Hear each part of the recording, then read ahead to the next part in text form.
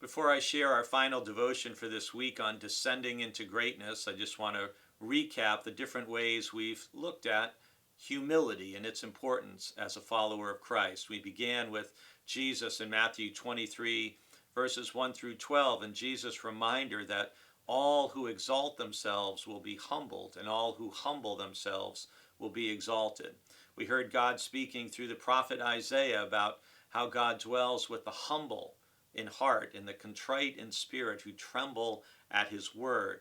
In 2 Chronicles, we heard about the importance of being humble and praying and seeking God's face and turning from our wicked or sinful ways. We heard in the New Testament from Peter writing about the importance of having a tender heart and a humble mind, and how Paul, in writing to the church in Philippi, had told them about the central act of salvation was an act of humble obedience by Christ, and so we needed to be of humble mind and to regard others as better than ourselves. And that's why he wrote to the Thessalonians about the importance of leading a life worthy of God.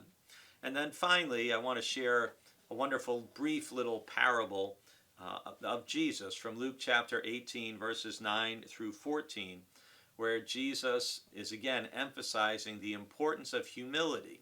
And it's framed, this little parable, it says in Luke 18, verse 9, he told this parable to some who trusted in themselves that they were righteous and regarded others with contempt.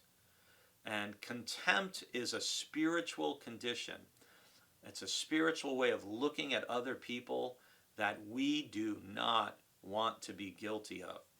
It's something that Jesus and God in the Bible regard very negatively as people who have contempt towards other people. And Jesus tells a parable about two men who went up to the temple to pray, and one was a Pharisee and the other a tax collector. And the Pharisee was praying, God, I thank you that I'm not like other people. I mean, come on, really? Thank you that I'm not like other people. And then he mentions thieves, rogues, adulterers, or even like this tax collector. He's very contemptuous towards a man who's within earshot of him, praying at the same time. And then he talks about his fasting and his financial giving. But the tax collector, standing far off, wouldn't even look up to heaven, but beating his breast and saying, God, be merciful to me, a sinner.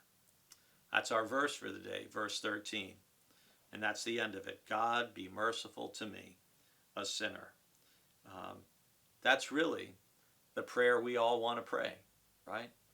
God, be merciful to me, a sinner. You are far better off spiritually, and you'll also have more friends if you don't treat people with contempt and instead have a very humble view of yourself. And when we pray, we don't pray, thank God I'm not like that loser.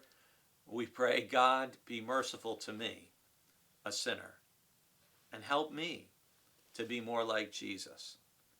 That's how we descend into greatness.